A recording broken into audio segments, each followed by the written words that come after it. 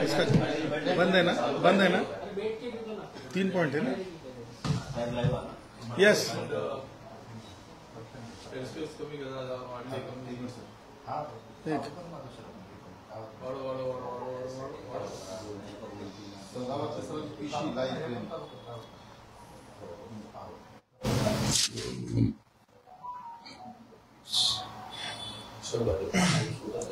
अभी ओके क्या? कितना दे रहे रुका तो इतना दे देंगे। कितना?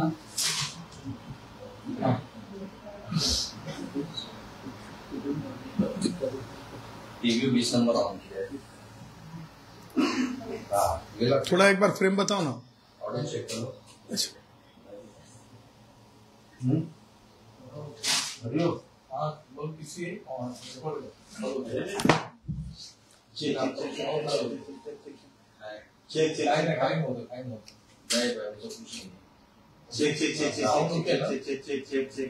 अंदर हो भाई। हाँ okay audio okay okay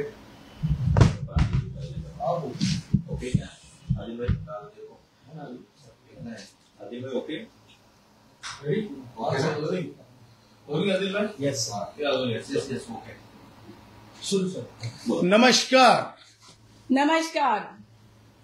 doctor Jayashree Patil जे आहेत, एकूण महाराष्ट्रामध्ये सध्या जे आरक्षणाच्या गलीचं राजकारण चाललेलं आहे त्याच्यावर जे आपलं मत व्यक्त करतील आणि त्यांनी ज्या प्रकारे कायदेशीर प्रक्रिया राबवत आहेत त्याबाबत त्यांची काय कारवाई आणि काय प्रक्रिया राबवत आहेत त्याबद्दल ते सांगतील। नमस्कार। आज मला संजय राऊतांची कान उघडणी करायची आहे। संजय राऊत, तुम्हाला वेगवेगळे भाष्य करणं म्हणजे काय फार शहाणपणा वाटतो का? मला हे कळत नाही कोणतं शहाणपण आहे। माननीय उच्च न्यायालयातले ज्या जज आहेत त्यांना तुम्ही डायरेक्ट आरोप करता, म्हणजे न्यायालयाचा तुम्ही अपमानच करत नाही, अवमानच करत नाही, तर तुम्ही न्यायालयाला स्कॅन्डलच ठरवता। हे वागणं आणि हे बोलणं तुमचं अतिशय चुकीचं आहे।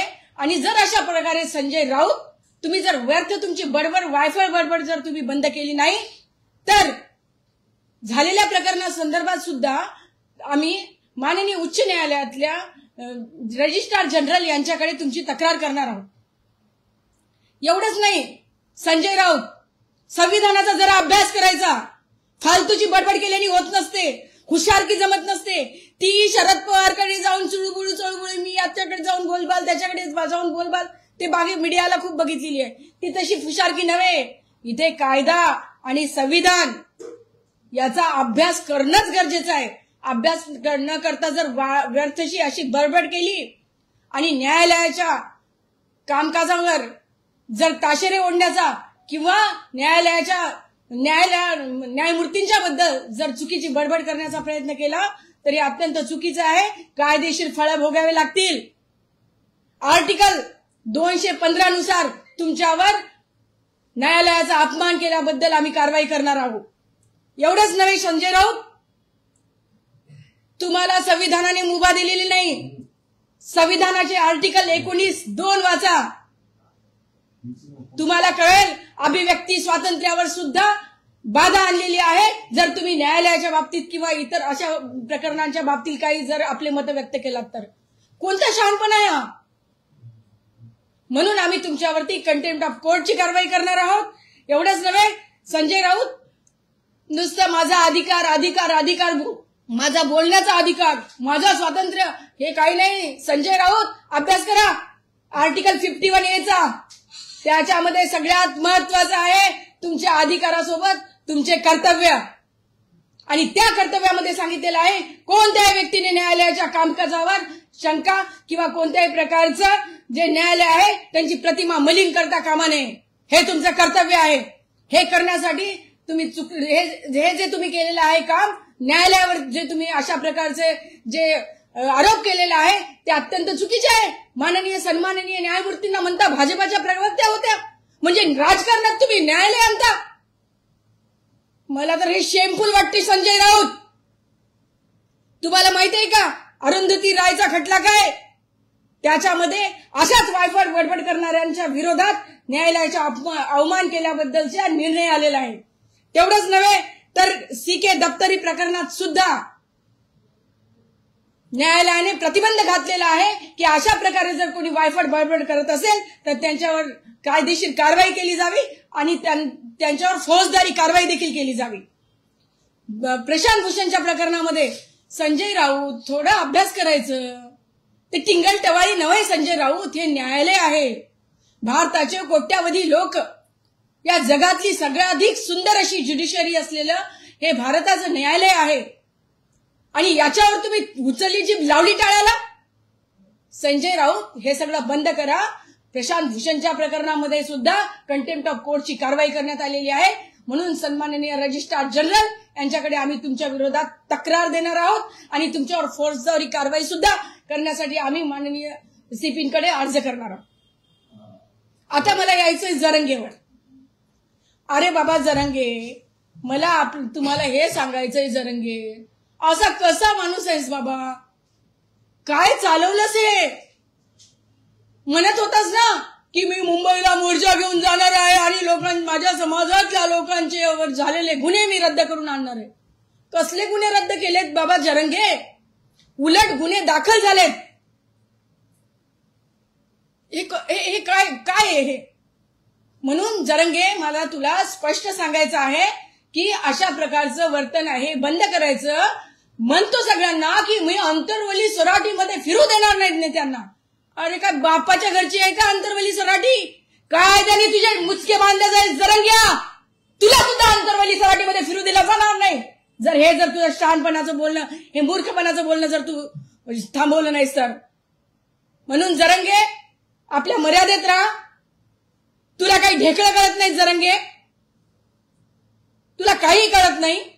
आणि म्हणतो तू मी 1994चा GR जो आहे मी चॅलेंज करणार आहे. अरे काय चॅलेंज करणार होणार आहे? माननीय सर्वोच्च न्यायालयाने मंडल आयोग जे आहे तो देखील कायद्यान्वये योग्य ठरवलेला आहे. आता राहिलं काय त्याच्यात? आता कोणती माझ्या मराठा भावांची तू अशी दिशाभूल परत लावलेली आहे? आता परत म्हणतो मी उपोषण. अरे कसलं तुझं उपोषण? आम्हाला काय माहित तुझं काय उपोषण आहे काय ते?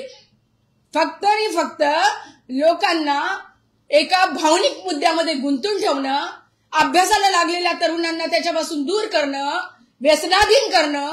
बघितला तुझा मुंबईतला मोर्चा?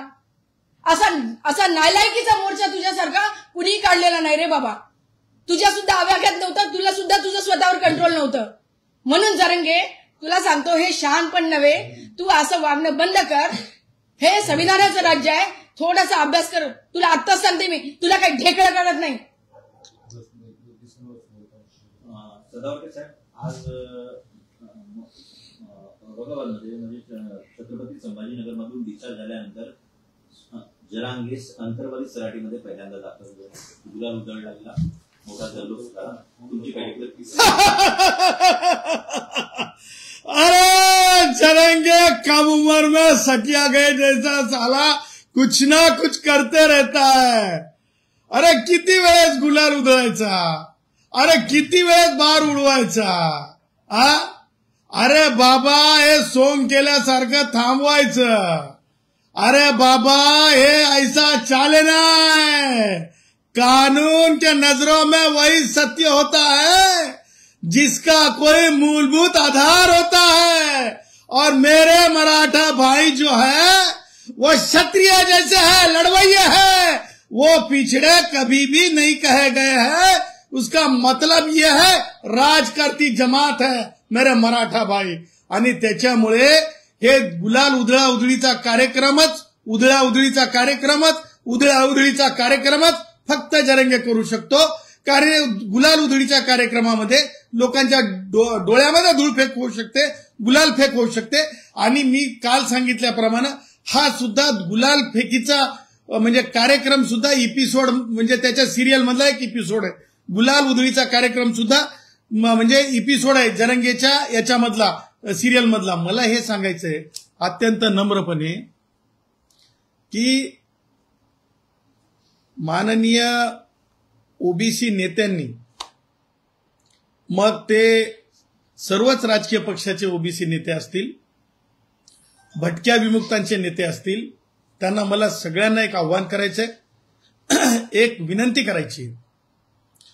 तुम्ही ज्या पक्षात आहात त्या राजकीय चुली तुम्ही घरी ठेवा आणि तुमच्यावर कोणी अन्याय करणार नाही, समूहावर कोणी अन्याय करणार नाही, ह्याच्यासाठी तुम्ही तुमच्या राजकीय चुली घरात ठेवून, तुमच्या राजकीय पक्षाच्या ऑफिस आहेत, कार्यालयांमध्ये ठेवून तुम्ही ओबीसी, त्याचबरोबर भटक्या विमुक्त, त्याचबरोबर जे वंचित घटक आहेत, मग ते म्हणजे भिक्षुकी करणाऱ्या ब्राह्मणांपासून, कुडमुड्या जोशींपासून ते थेट आणि थेट ओबीसी भाऊ असतील, मग त्याच्यामध्ये सुतार भाऊ असतील, त्याच्यामध्ये कुंभार भाऊ असतील, त्याच्यामध्ये शिंपी भाऊ असतील, त्याच्यामध्ये जे जे भाऊ असतील, भटक्यांमध्ये वंजारी भाऊ असतील, धनगर भाऊ असतील, ओबीसी मधले कुणबी, खरे कुणबी भाऊ असतील, तिरळे कुणबी, खेडुले कुणबी, ह्या सगळ्यांनी, तेली भाऊ असतील, ह्या सगळ्या नेतृत्वांनी एकत्रितपणे एक वाक्यता असली पाहिजे आणि हे फार आवश्यक आहे. आणि म्हणून तुम्ही एकतेने येथे नांदा, एकतेने येथे नांदा, नाही तर तुमचं जे हक्काचं आरक्षण आहे ते आरक्षण दिसेनासं होईल, हक्काचं आरक्षण दिसेनासं होईल. हे मी कळकळीचं आव्हान माननीय म्हणजे ओबीसीचे नेते, जे माननीय छगन भुजबळ साहेब असतील, माननीय पंकजाताई मुंडे असतील, माननीय धनंजय मुंडे असतील, माननीय काँग्रेसमधले वडेट्टीवार साहेब असतील, त्याचबरोबर माननीय बावनकुळे साहेब असतील, त्याचबरोबर तुम्हाला सांगतो माननीय डॉक्टर बी.डी. चव्हाण असतील, माननीय प्राचार्य सायन्स कॉलेज नांदेडचे शिंदे साहेब असतील, ह्या सगळ्या आपले लिंगे साहेब असतील, हक्के साहेब असतील, ह्या सगळ्यांना मला एक कळकळीचं आव्हान करायचं आहे की तुम्ही वज्रमुठ बांधा. संविधानाची ताकद ही वज्रमुठेमध्ये आहे. वायफळ बोलणाऱ्या जरंगेला उत्तर कायदेशीर आहे आणि त्याच्यामुळं तुम्ही जोपर्यंत एकतेने नांदणार नाही तोपर्यंत जरंगेने जे काही लोक सोडलेत पपेट्स, त्यांच्यावर परिणाम होणार नाही. आणि म्हणून जरंगेसारख्या एखाद्या पोपटपंची माणसाला, जरंगेसारख्या एखाद्या पोपटपंची माणसाला, जरंगेसारख्या पोपटपंची विचाराच्या माणसाला जर थांबवायचं असेल तर फक्त आणि फक्त एकच गोष्ट महत्वाची आहे, डंके की चोट पे तुमची वज्रमूठ आवश्यक आहे. तुमची वज्रमूठ एक जर झाली तर भारताच्या संविधानातली ताकद तुमच्या सोबत आहे आणि जरंगेसाठीचा जो शासन निर्णय तो पाणी कम चाय आहे. जरंगेसाठीचा जो शासन निर्णय, जे लॉलीपॉप जरंगेचा आहे, जे दिलेला आईस्क्रेट आहे, तो पाणी कम चाय आहे. मी डंक्याची चोट पे सांगतो. आणि परंतु त्याच्यासाठी तुमच्या एकतेची गरज आहे. त्याचबरोबर मला तुम्हाला सांगायचंय की ज्या प्रकारे जरंगे व्यक्त होत आहे, जरंगे कुणावर व्यक्त होत आहे, म्हणे नेत्यांना गावात नो एंट्री. जरंगे, इंग्रज गेले, त्याचबरोबर घराणेशाहीवर चौकडी बसलेली आहे.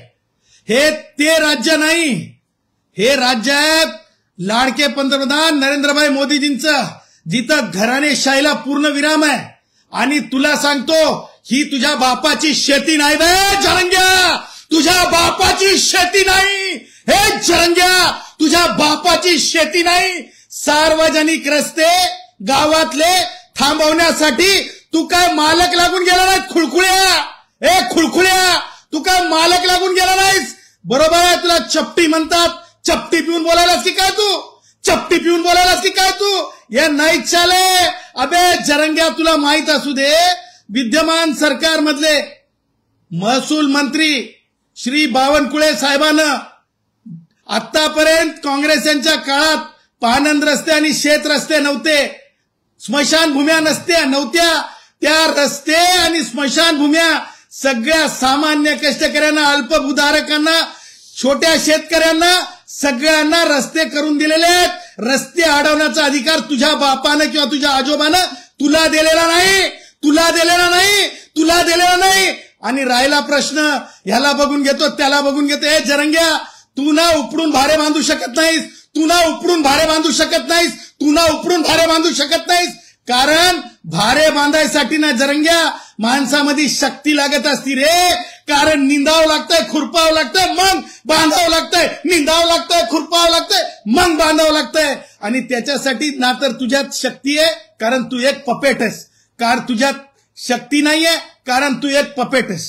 आणि म्हणून मला त्या पुढे जाऊन सांगायचं आहे की ज्या प्रकारे जरंगे व्यक्त होत आहे त्याच्या व्यक्त होण्यामध्ये आणखीन काही महत्वाच्या गोष्टी आहेत. तो म्हणतो शासनाच्या GRच्या बाबतीमध्ये मला हे म्हणायचं आहे की शासनाचे GR चा अर्थ, शासनाच्या GRचं काय आयुष्य आहे, काय भविष्य आहे, काय आयुष्य आहे, काय भविष्य आहे हे अल्पावधीत समजेल. म्हणे 17 तारखेपर्यंत प्रमाणपत्र नाही दिले तर म्हणे अबे मला वाटतं ते आमच्या त्या दाढीवाल्या मिया भाई बोलो भाई भाईजान मामूजान भाईजान मामूजान जरंगे जान भाईजान मामूजान भाईजान जरंगे जान म्हणतात ना.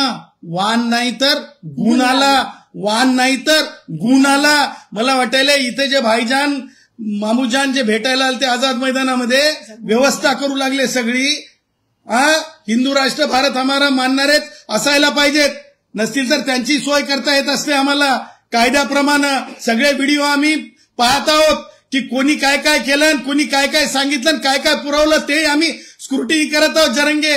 परंतु त्या आधारावर जरंगे जर व्यक्त होत असेल की 17 तारखेपर्यंत जर प्रमाणपत्र नाही दिले तर तर तर तर बरोबर उत्तर दिलंय सन्मान्य महसूल मंत्र्यांनी बावनकुळे साहेबांनी. ए जरंग्या, मानेवर तलवार ठेवून प्रमाणपत्र मिळत नसते बे. अबे हे जरंग्या, हैदराबाद गॅझेटच्या आधारे मागास ठरत नसते बे. अबे कोणत्या तरी तलाट्याला ग्रामसेवकाला तरी जाऊन विचार म्हणा हैदराबाद गॅझेटच्या आधारावर मागासले पण ठरतंय का. आणि तसं जर झालं ना तर तुम्हाला सांगतो जे कोणी कैकाडी भाऊ आहेत ते अनुसूचित जमातीचे ठरतात, जे कोणी माझे बंजारा भाऊ आहेत ते अनुसूचित जमातीचे ठरतात, जे कोणी धनगर भाऊ आहेत ते अनुसूचित जमातीचे ठरतात. त्याच्यामुळे एक लक्षात ठेवायचं जरंग्या की संविधान निर्मात्यांनी ज्या गोष्टी तात्विक सांगितलेल्या आहेत त्या तात्विक गोष्टीच्या पुढे नेण्यासाठी तुझे जे कोणी म्हणजे तू जे दाखवतोस ना की हे पास ते नापास, ते पास हे नापास, हे तुझं राजकारण इथं चालणार नाही. कारण हे संविधानिक तात्विकतेवर चालणाऱ्या बाबी असतात. सांगायचंच म्हणजे जरंग्या एवढ्या खालच्या पातळीवर उतरला आहे, जरंग्याच्या डोक्यात एवढी जात घुसली आहे, जरंग्याच्या डोक्यात एवढी जात घुसली आहे की तो मराठा युवकांमध्ये स्वतःला चमकोगिरी मराठा युवकांमध्ये चमकोगिरी करण्यासाठी जरंग्या म्हणतो की शिंदे साहेबांना किती मार्क मिळाले. शिंदे साहेबांना म्हणतो आरक्षण आंदोलनात शिंदे साहेबांना चांगले मार्क. तू साला किती पासेस बे, तू साला किती गुणांकन आहे बे तुझं. तू साला गावात शिकला नाहीस, काय शिक्षण झालं बे तुझं प्रमाणपत्र तरी बघू दे बे तुला. अबे काय मिट्टू पप्पी दे मिट्टू पप्पी दे सारखं तुला कोणीतरी डोक्यात टाकतंय. त्या प्रकारचं व्यक्त होणं म्हणजे ज्ञान अर्जनात मध्ये आपण काहीतरी उंच पातळी गाठली असं होत नाही. म्हणे शिंदे साहेबांना चांगले मार्क म्हणजे दाखवायचं की मी मराठा पुढाऱ्यांचा किती लखते जिगर आहे, मी मराठा पुढाऱ्यांचा किती लखते जिगर आहे.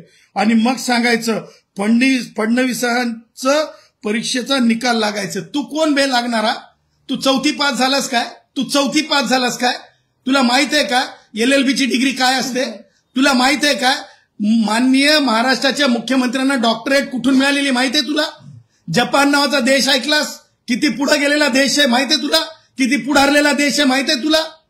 मला कोणालाही म्हणायचं नाही जरंग्या तू काय घुटना, तू किती घुटनायस हे मोजमाप मला करायचं नाही, परंतु खबरदार तू शिक्षणावर तरी बोलू नको यार. तू फक्त बाजारावर बोल, तुझा बाजारभाव किती वाढला, आता तू किती टन रेती, किती बरास रेती, किती टिप्पर रेती, ह्याच्यावर बोललेलं तुझं समजू शकतंय माणूस. आणि तू मला सांग जरंगे, तू जे आहेस ना, तू मागास वर्गीयांना हिनवण्याच्या भानगडीत पडू नको. याला असं त्याला तसं म्हणून त्याचं कारण तुझी काय प्रामाणिकता आहे हे दिसून येत आहे.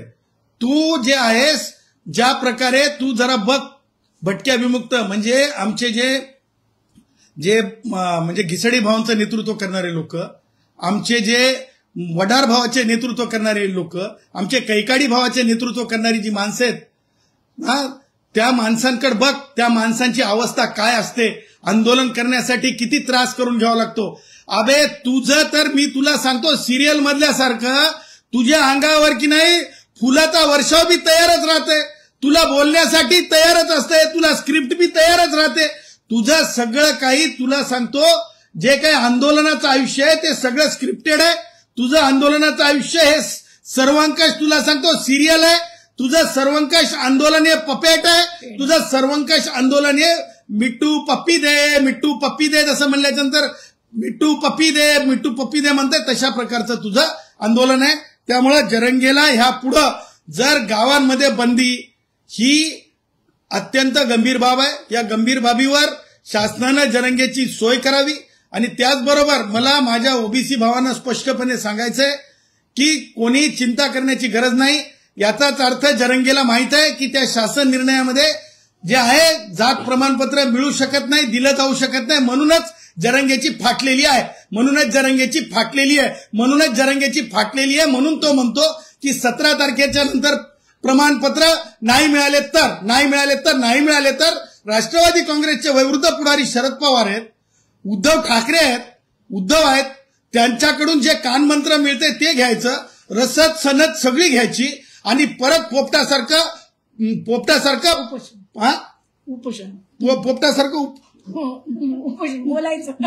बोलायचं पोपटासारखं बोलायचं बोल बच्चन करायचं. सदावर्ते साहेब, मराठा समन्वयक आणि अभ्यासक आहेत संजय लाटे पाटील, मनोज जरांगे यांच्यावर सडकून टीका केली आहे. ते म्हणतायत मराठा आरक्षण हा जगन्नाथाचा रथ आहे, पण जरांगेंना वाटतं की मी हा रथ एकटा सोडतोय, त्यांच्या नेतृत्वावर प्रश्नचिन्ह उद्भवत आहे. त्याचं कारण आहे, लक्षात ठेवा, जे राष्ट्रवादी काँग्रेसचे जे हे आहेत वयोवृद्ध पुढारी शरद पवार गटाची जे काही म्हणजे सहकारात जी लोक आहेत, त्या लोकांच्या अनुषंगानं आजकाल कसे माहितीये का, ह्युमन रिसोर्स पुरवला जातो जरंगेला, साधन सामुग्री असेल, ह्युमन रिसोर्स असेल. त्याचबरोबर उद्धवचे जे काही उरले सुरले आहेत त्याच्या माध्यमातून ह्युमन रिसोर्स पुरवला जातो. आणि त्यामुळे जरंगेमध्ये एक आविर्भाव तयार झालेला आहे की जरंगे म्हणजे सब कुछ सर्वांकश, परंतु जरंगे कुछ भी नहीं है, कुछ भी अंकश नहीं है. जरंगे इज इक्वल टू, कारण जरंगेचं असं आहे की इज इक्वल टू 0 याच्यासाठी म्हणतो मी की जरंगेला ना तर संविधानाचं ज्ञान आहे. जरंगे आज कसा व्यक्त झाला, म्हणे मी GR चॅलेंज करतो. अरे GR कसा चॅलेंज करतो, ज्या मागासलेपणाच्या आधारावर मंडल कमिशनला सर्वोच्च न्यायालयाने नक्की निश्चित केलेलं आहे, स्थिर स्थावर केलेलं आहे. त्याच्यामुळं जरंगेच्या मनामध्ये जे आहे ते, जरंगे म्हणजे आमच्या फिल्म इंडस्ट्रीमध्ये मोठे मोठे प्रोडक्शन हाऊस असतात, त्या प्रोडक्शन हाऊसमध्ये एक हिरो आपला ठेवणीतला असतो. प्रोडक्शन हाऊस मधले हिरो ठेवणीतले असतात, सिरियलमध्ये सुद्धा ठेवणीतले हिरो असतात. म्हणजे त्या प्रोडक्शन हाऊसचा, त्या सिरियल मधला ठेवणीतला हिरो काढायचा आणि त्याला चालवत राहायचं. तशा प्रकारे जरंगे सुद्धा एका राजकीय ठेवणीतला आहे आणि त्या ठेवणीतला असल्यामुळं जरंगेला असं वाटतंय की शरद पवार, उद्धव म्हणजे सर्वंकष महाराष्ट्र आहे. कारण जरंगे जे आहे स्वप्नामधलं कुस्ती खेळत राहतो, स्वप्नातली कुस्ती खेळत राहतो. जरंग्याला खरी कुस्ती माहित नाही, खरं मलखांब माहित नाही. आणि तुम्हाला सांगतो, जे चपटीवाला असते त्याला काय माहित असतंय, असं ते एकूण जरंगेच्या बाबतीतलं प्रश्न आहे. संजय लाटे पाटील परत एकदा पुढे असं म्हणतात, आरोप करताना ड्राफ्ट एकंदरीत हा जो आरक्षणाच्या संदर्भात होता किंवा जे राधाकृष्ण विखे पाटील माहिती घेऊन गेले होते किंवा एकंदरीत ड्राफ्ट घेऊन येतो, तो सर्वात अगोदर यांनाच माहिती होता जरांगेंना, असा त्यांचा आरोप आहे. त्यांचं म्हणणं असं आहे, मनोज जरांगे आंदोलनातून स्वतःची बुवाबाजी चालवतात, त्यांना स्वतः पुढून कॅमेरा जायला नको असं वाटतं. मराठा समाजातील घटनात्मक आवाज आणि अभ्यास असलेल्या लोकांना टार्गेट करण्याचं काम ते सूत्रबद्धतेने करतात. जरांगे एवढं निसाक आहे, मला म्हणायचं नाही हिंसा झाला पाला, तुम्हाला सांगतो जरांगे इतकं निसाक आहे की त्यानं स्टेजवर माझ्या आयुष्यात बघलं नाही की मी हगलो की नाही पॅन्ट मध्ये, म्हणून त्यानं पॅन्ट वर करून दाखवली, पॅन्ट काढून हाताने अशी अशी फडकून दाखवली. मी माझ्या आयुष्यामध्ये कधीच असं पाहिलं नाही. कारण ग्रामीण भागातला माणूस हा अत्यंत, तुम्हाला सांगतो, इज्जत विनय संपन्न असतो. तो तुम्हाला सांगतो मांडी सुद्धा उघडी पडू देत नाही. यानं चड्डी काढून, म्हणजे ते काय पॅन्ट काढून, हे पिवळं हगल्याचं प्रतीक नसून हे पिवळं जे आहे काहीतरी लागल्याचं आहे हे दर्शवणारं एवढं तुम्हाला सांगतो बरबटलेलं आहे. ते त्याला प्रसिद्धीचं बरबटले पण ह्याच्यासाठी पाहिजे की त्याची दुकान चालती ना हो. रेती कोण मोजल हो, रेती तर मोजावं लागेल की नाही हो, किती बरास आहे. त्याच्यामुळं कोण आहे ते संजय लाखे पाटील, मला काही त्यांचं काही म्हणजे फार माहिती नाही, अननोन माझ्यासाठी माणूस आहे. आणि ते मला असं वाटतं की ते आपसातल्या लिडरशिपचं एकूण भांडण असेल, त्या छोट्या लोकांच्या भांडणात मला पडायचं नाही. परंतु ज्या प्रकारे राधाकृष्ण विखे पाटलांची भूमिका आहे ही वादित आहे. राधाकृष्ण विखे पाटील यांच्या भूमिकेच्या बाबतीत मला स्पष्ट सांगायचं आहे की राधाकृष्ण विखे पाटील हे त्या समितीचे एक्झिक्युटिव्ह चेअरमन अध्यक्ष असू शकत नाही. 1. 2. राधाकृष्ण विखे पाटील हे मंत्री म्हणून स्थिर स्थावर राहू शकतात का, असा सुद्धा माझा मुद्दा आहे. त्याचं कारण आहे की ज्या प्रकारे राधाकृष्ण विखे पाटीलवर गुन्हा दाखल, म्हणजे क्रिमिनल प्रॉसिक्युशन झालं, अत्यंत गंभीर प्रकारचे गुन्हे आहेत, म्हणजे काय म्हणतो त्याला आपण, कर्ज वितरण योग्य बोगस अशा प्रकारचं. त्याचबरोबर त्या सगळ्या म्हणजे याला कशा प्रकारे बोगस पद्धतीने ऍडजस्ट केलं, सेटल केलं, किंवा जे काही आर्थिक प्रकरण आहे, आर्थिक अर्थकारणावरलं फसवणूक म्हणून, ह्या सगळ्या बाबी न्यायालयाने जे आहेत नोंदीत केलेल्या आहेत आणि FIR झालेला आहे. आणि त्यामुळं अशा प्रकरणामध्ये Radhakrishna Vikhe Patil, just because you are Maratha, तुम्हाला जामीन घेणं आवश्यक आहे की नाही, की तुम्हाला भीतीच नाही आहे कायद्याची. त्याच्यानंतर राधाकृष्ण विखे पाटील, मला दुसरा उपप्रश्न आहे त्याच्यामध्ये, राधाकृष्ण विखे पाटील जर एक न्याय, ज्या प्रकारे स्टॅलिन बालाजीच्या प्रकरणात साऊथ मधल्या एका मंत्र्याच्या बाबतीमध्ये स्पष्ट आहे की त्या मंत्र्याला माननीय सर्वोच्च न्यायालयाने, माननीय न्यायमूर्ती ओक ज्यावेळेस सर्वोच्च न्यायालयात होते, त्यांनी स्पष्टपणे त्यांच्या पॅरेग्राफ नंबर 5 आणि 6 मध्ये नमूद केलेलं आहे की तुम्ही हे म्हणताय की म्हणजे तुम्ही राजीनामा दिलेला आहे म्हणून तुम्ही जामिनीस पात्र आहात, कारण तेही मंत्री होते, अशाच प्रकारचं पैशाचं प्रकरण होतं, आणि मग तुम्ही पुढेही पॉवरफुल पोझिशनला बसणार नाहीत, ज्याच्यामुळे इव्हिडन्स धोक्यात येणार नाहीत, म्हणून तुम्हाला लिबर्टीच्या बाबतीत विचार सर्वोच्च न्यायालयाने केलेला आहे. त्याच प्रकारे तुम्हाला सांगतो का ती सबब म्हणजे मंत्रीपदावरून पाय उतार होण्याची किंवा एक्झिक्युटिव्ह पोझिशनवरच न जाण्याची, म्हणजे कुणाला राधाकृष्ण विखे पाटलाला लागू होत नाही का, कारण त्यांचे पैसेवाले आहेत, कारण ते काँग्रेसी लाईन मधून आलेले आहेत, कारण त्यांच्याकडे म्हणजे खूप साधन सामुग्री आहे, कारण ते मराठा आहेत, कारण ते मसल पॉवरवाले आहेत. त्यामुळं हे यांना एक न्याय आणि माझा हाडा मासाचा, आमच्या हाडा मासाचा, आमचा धनंजय मुंडेला कुणीतरी तुमच्या मीडिया समोर येऊन 2 कीटकनाशकाच्या बॉटल दाखवतंय आणि धनंजय मुंडेला तुम्ही पाय उतार व्हावं लागतंय जस्ट बिकॉज की रिंगण केलं जात आहे मराठा आमदारांचं. मराठा आमदार दबाव निर्माण करतात, त्याच उलट भुजबळ साहेबांना सुद्धा तशाच प्रकारे पाय उतार करायला लावतात. म्हणजे मराठ्यांच्या बाबतीत किती गंभीर गुन्हा झाला, त्यांचे आमदार जास्त, मंत्री जास्त, म्हणून त्यांना पाय उतार व्हावं लागत नाही, त्यांना सर्वोच्च न्यायालयाचे निकष लागू पडत नाहीत. आणि निकष कोणाला लागू पडतात, मग ते माळी समाजाला लागू पडतील, मग ते वंजारी समाजाला लागू पडतील, मग ते धनगर समाजाला लागू पडतील, यांना लागू पडतील. आता गॅझेटरच्या बाबतीत आहे तसंच आहे, म्हणजे मराठ्यांना गॅझेटर लागू आणि मग भटक्या विमुक्तांना गॅझेटर लागू नाही, म्हणजे त्यांची काळजी नाही का. हे सगळं तुम्हाला सांगतो एक कुभांडीत आहे, तुम्हाला सांगतो. त्याच्यामुळे जी वादित भूमिका आहे, मग न्यायमूर्ती संदीप शिंदेची असेल किंवा यांची असेल, कुणाची, राधाकृष्ण विखे पाटलाची, मान्य न्यायमूर्ती संदीप शिंदेने तरी जाहीर केला होते मागास आयोग नाहीत म्हणून त्यांच्या नोंदींच्या आधारे त्यांना आरक्षण देण्यात आलं, म्हणजे त्या म्हणून शिफारस केली शासनानं GR काढून. ह्याच्यापेक्षा दुर्दैवी काय असू शकते? आणि त्याच्या पुढची अत्यंत गंभीर गोष्ट मला सांगा, राधाकृष्ण विखे पाटील, तुम्ही जरांग्याच्या प्रकरणामध्ये समाज कल्याण मंत्री नसताना सुद्धा बडेजाव करून घेता.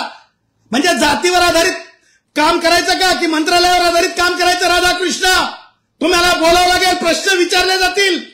आणि म्हणून मला तुम्हाला हे विचारायचं आहे की ज्या प्रकारे अहिल्यानगर जिल्ह्यामध्ये एका मागासवर्गीय मंदिरामध्ये सेवा करणाऱ्या अनुसूचित जातीच्या माणसाचं मुंडकं कापलं आणि तो पुजारी होता मराठा समाजाचा, त्याच्या घरच्या लेकराला नोकरी देण्याची तुम्हाला दृष्टी तुमच्या डोक्यात पडली नाही?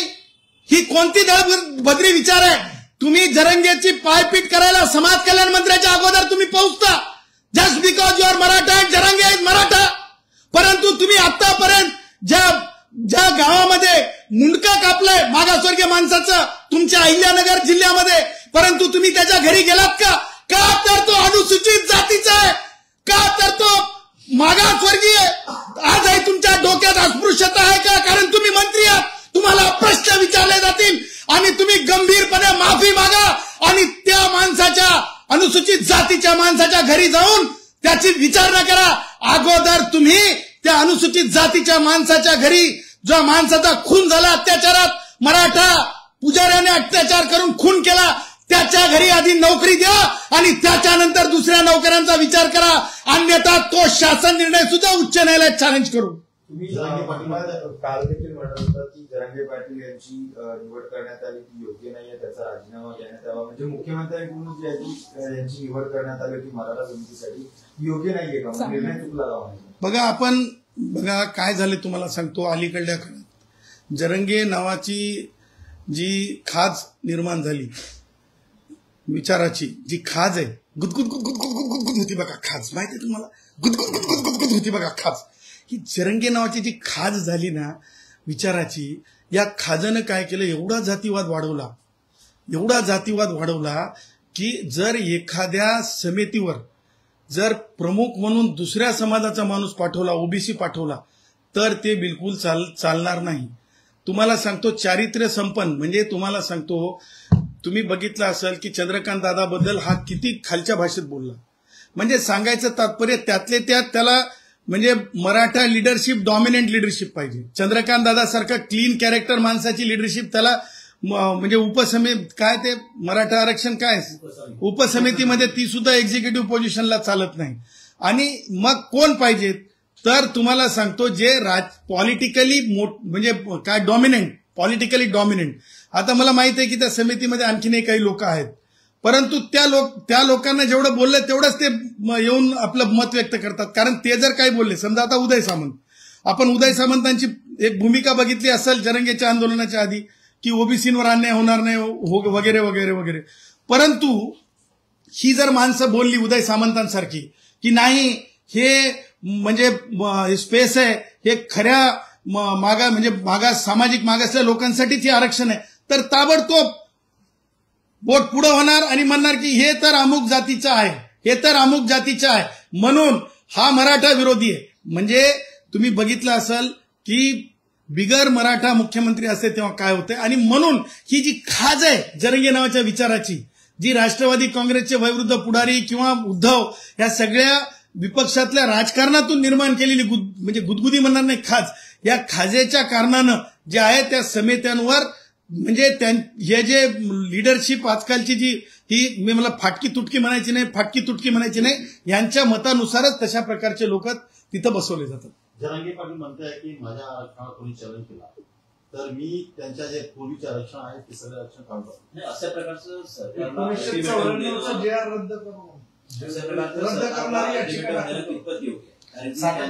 त्यांच्याच विचाराने तो GR काढण्यात आला, त्यांचं समाधान करण्यात आलं.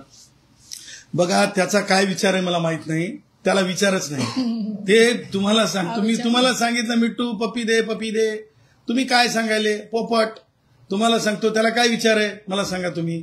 खाणून पाडून महिलांचा अपमान, जातीय अपमान करणं हे त्याचा विचार आहे आणि तो त्याला पुरवला जातो. ती त्याला तुम्हाला सांगतो हार्ड डिस्क दिली, ती हार्ड डिस्क त्याच्यात टाकली जाते आणि तो त्या हार्ड डिस्क प्रमाणे बोलत राहतो. तुम्हाला सांगतो ह्या म्हणजे जरंग्याच्या प्रकरणामध्ये तुम्हाला सांगतो जरंग्याला ही 12 खडी सुद्धा आरक्षणाची माहित नाहीये. 12 खडी सुद्धा आरक्षणाची जरंग्याला माहित नाहीये.